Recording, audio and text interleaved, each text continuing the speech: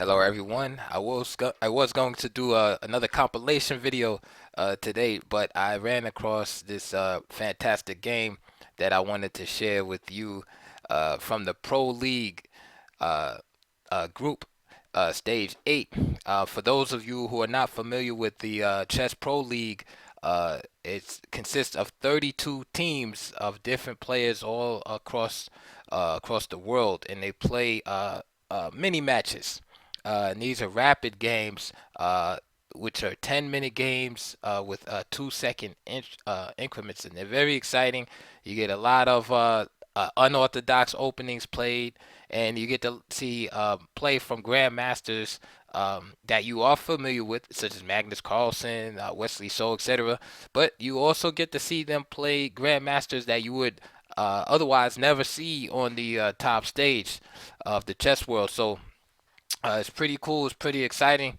Uh, and it's a great idea developed by Greg Shahadi. This game is from 2018 with the white pieces. It's Indian Grandmaster named Suri Vaibhav, uh, who has been a GM since 2012, and he has a rating, a modest rating, right, of 2542. Very strong player, of course, to us amateurs. Um, but not quite an elite player. But this is what I'm talking about. You get to see these strong players that you might not know about play against the elite. With the black pieces is none other than our world champion at the moment, Magnus Carlsen, and that's one thing I like about Magnus Carlsen being the champion is that he plays in all of these different types of events. He doesn't shy away.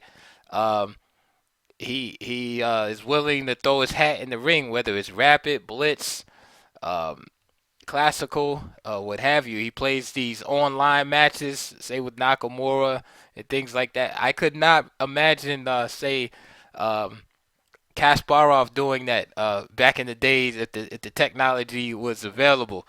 Just putting himself out there with the without proper preparation, etc. Um, all right. Anyway, let's get right back in the game. Right back to the game. So the game started off E4 from Vaibhav, D5 from Carlsen. So my last video, I showed a game between Fabiano Caruana, Magnus Carlsen, which was again a Scandinavian, which Carlsen dabbles in from time to time. Uh, Carlsen won that game with the black pieces, and he played a Queen D8 variation of the Scandinavian, which was after E takes D5, Queen takes D5, Knight C3 instead of the classical Queen A5, which most of us will be familiar with, or even Queen D6, which is the favorite of Grandmaster and specialist in this opening, Sergey Tivyakov. Carlsen had opted for Queen D8, almost an insipid uh, defense to choose. Basically, you are giving move odds to your opponent when you play Queen D8. And that was a classical game in 2014. Carlsen wound up winning that game. So check that out if you're interested. This game, however, Carlsen plays another variation of the Scandinavian, the Knight F6 variation. So why play Knight F6 as opposed to Queen takes D5? Well, one of the demerits against the traditional classical Scandinavian variation is that the queen is being knocked around, right? The old adage, don't move your queen around in the opening, right? Because it can be exposed to early attacks, right? So knight f6 avoids that, right? After queen takes d5, knight c3 would happen, and then, of course, the queen is giving up valuable time by being chased around the board. So knight f6 allows white the opportunity to try to hold on to the pawn with the move like c4, for example, or even bishop b5 check. However, it does not risk losing valuable tempi. And it also proves very dangerous to try to hold on to the pawn if you're white for too long. So for instance, c4, right? Black plays a powerful move, c6 here. If d takes c6, knight takes c6.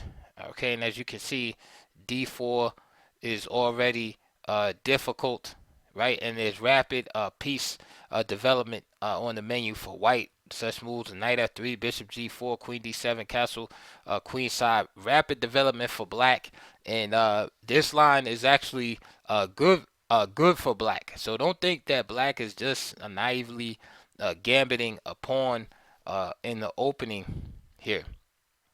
However, with a more civilized play by white, let's say for example just d4 as played in the game, and let's say knight takes at this point, then black can just simply play a move like white can just play a c4. So nevertheless, black does have this issue of giving up time, whether he captures with the queen or the knight if white plays correctly. So therefore, different methods have been tried for black in order to try to avoid those two scenarios. One's giving up time, and the other is giving up space.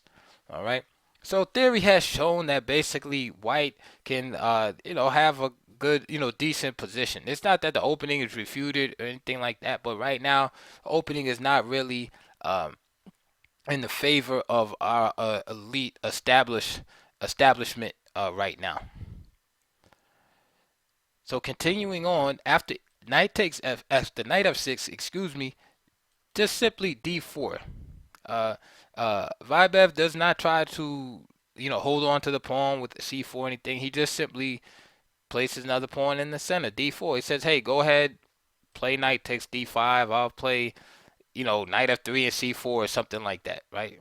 Let's say, for example, knight f3, e6, and c4, and white has a decent position. Knight f6 looks like a queen's pawn game, right? Good game for good position for white. So after d4, Magnus understands that, and he doesn't rush to capture this pawn. Instead, he throws a monkey wrench in the situation and plays bishop g4. And again, it looks like a move that's a little bit shallow, right? A little bit like an uninformed chess player would do. But actually, this creates some dilemmas for white here. If white just plays knight f3, okay, this kind of is good for black, right? After just simply queen takes d5, having this threat here to double the pawn. So for instance, now if knight c3, you could play move like queen f5 and just put in more pressure on the position. And now if say bishop d3, then you could just use your ace in the hole, capture here. And of course this is just fine for black. You play a move like e6. Okay, and then if bishop e2, then why not just simply capture again? No worries. After either queen e2 or say you want to develop a piece, knight takes e2, but let's say queen e2. Again, queen takes d5. Notice you can't just hop out with the knight immediately because of this. It's not a big deal because you'll play a natural move, knight f3. And then you can move the queen in anticipation of knight c3. But again, these lines are inferior for white. So what's normally played, okay, again, not that it's bad for white, but black has been able to equalize in such situations. So f3 is normally played here. And now, with the threat of a piece, black has to retreat the bishop somewhere. So Carlsen plays bishop f5 here. Okay, and F3, although you attack the piece, notice that you take away the knight's most active square. All right, and notice also that for the price of the pawn, black is also ahead in development here. Okay, so black has to play very actively, right? He's down the pawn, and he has to at least have some kind of compensation for his lack of development. Vaibhav plays c4, so now he's just clamping onto that pawn. Another option here is g4. Again, it's pretty risky, right? But g4, right? He's weakening his king side. He's really committing. And then maybe c4, okay? But he plays c4 first, and now Magnus is all in here. He plays e6. Okay, he's not trying to hold on to the pawn. He's just merely opening up lines to develop his pieces. So e6, and Vaibhav takes again. D takes e6. Okay, now what would you do here if you're Magnus Carlsen? Does Magnus Carlsen play f takes e6? No, he just continues on to plays knight c6. He continues his development. Now, for sure, Vaibhav definitely has got to start developing now, right? Look how far behind in development he is. Nope. He plays e takes f7 check. King takes f7. So not only does this move, uh, I would say, develop the king, right? It helps black tremendously because instead of having the castle, all black has to do now is play check right here, and it's easy to just bring the rook out.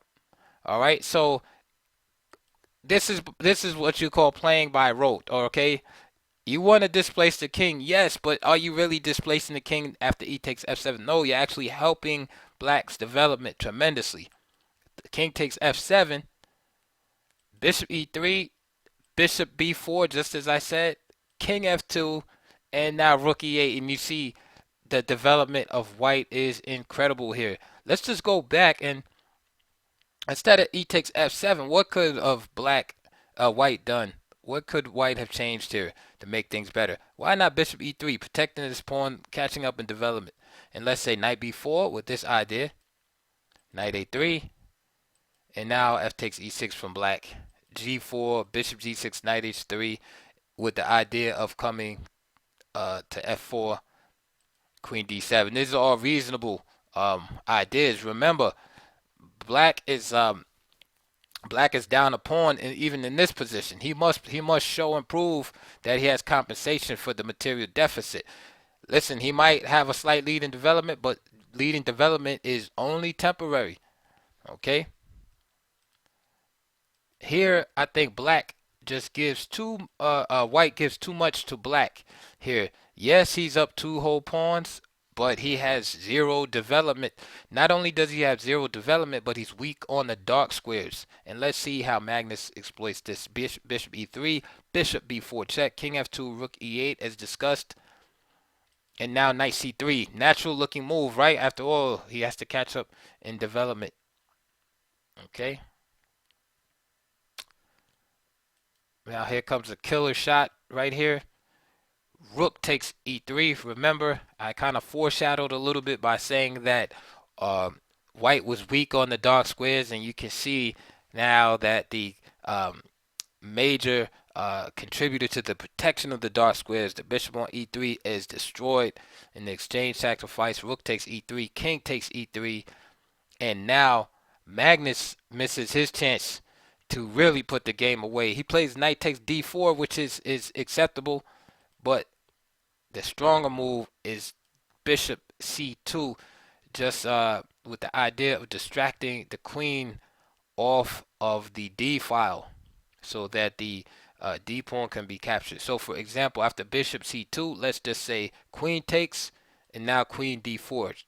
And notice again, the king is running out of places to run. King e2, and now bishop takes c3. Why bishop takes c3? Well, it just keeps the knight from being able to hop here and interfere. So bishop takes c3, b takes c3, and then rook e8, and now the queen must give itself up. So easy win right there. But remember, this is a 10-minute game. Um, Again, if bishop c2, and if white tries to stay on the d file, in order to keep the d pawn protected, then black has this devastating move here. Knight g4 check. And the idea here is that if f takes, again, notice the continuing attack on the dark squares, the weakened squares. Queen g5. And of course, the queen is lost after king f2. If he tries to stay close, of course, there's too many open files. Rook e8. And now the king must leave the protection of the queen. So instead of that glorious shot right there from the blue, Magnus played knight d4. And now king f2. If queen takes d4, then the white king will meet a similar fate. Again, queen e7 here. And let's just give it a sample line. Of course, if king f2, staying on the dark squares. Again, this is like a dark square themed game here. Bishop c5 wins, of course. If king f4, knight h5 check, king takes f5, queen e6. And this leads the king into a mating net. So going back, if queen takes d4 again, queen e7, and let's say king d2, and you can just see right there again, just the destruction on open files.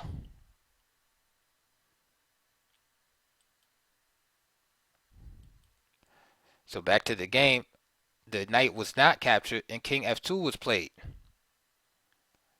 Magnus just simply, again, lining up the cannons on the diagonal.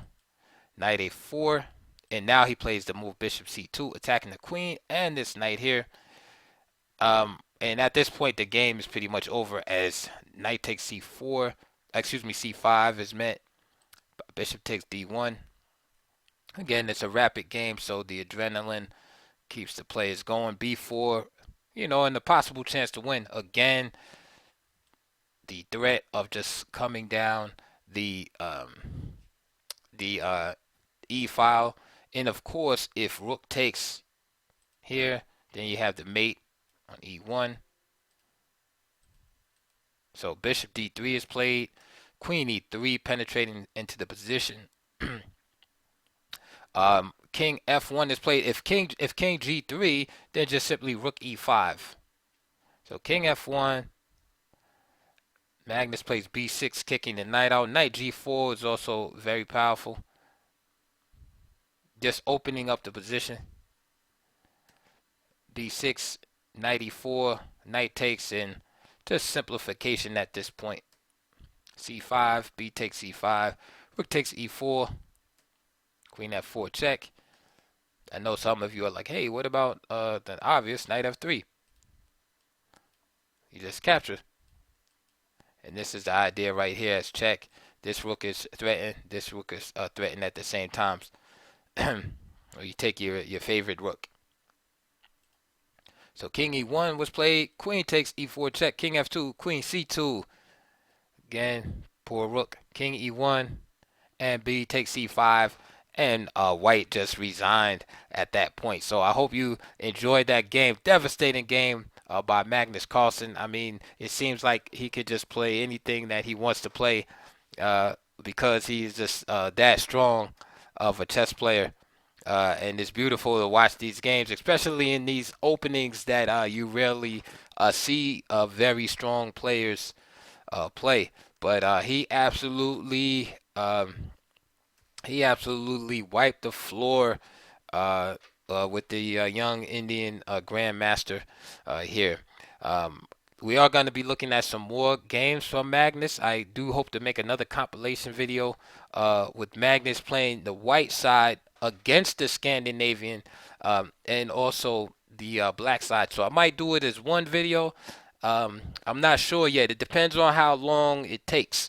I don't want to make like 2 hour long videos and people not not watching them and things like that. But I hope you did enjoy this game. If you did, please check my links below. There's always going to be links and videos slash DVDs related to the opening that I'm discussing. In this case, it's the Scandinavian. Also, please donate to my channel. I could use that greatly. And also hit the like and subscribe button. The reason is very simple, is it helps move my videos up in the algorithm that Google uses, so that my videos can be seen. I have about 500 chess videos on my channel, and since I don't pay for the promotion of the videos and things like that, they get lost. There's probably thousands of videos getting posted every day, but by hitting that like and subscribe button, that thumbs up, it helps bring the videos to the forefront in the algorithm, and then people can see them. Also, of course, sharing the videos too on social media, things like that helps a great deal. So anyway, I would love to hear your comments on this game. Very powerful game. And also your comments on the Knight F6 Scandinavian in general. Do any of you play it out there? What has been your experience with it? I'm not really uh, a proponent of this opening, but at the same time, I've never really added it to my repertoire or really researched it. But it does definitely seem like it's a lot of fun to play, and something that I probably will try going forward in the future, because I do love the that tremendous lead and development. That's why I put it on this position right here. I love this position for black. 2 pawns down, but ready to kick some tail. So that is it for today, and I'll see you guys on the next video.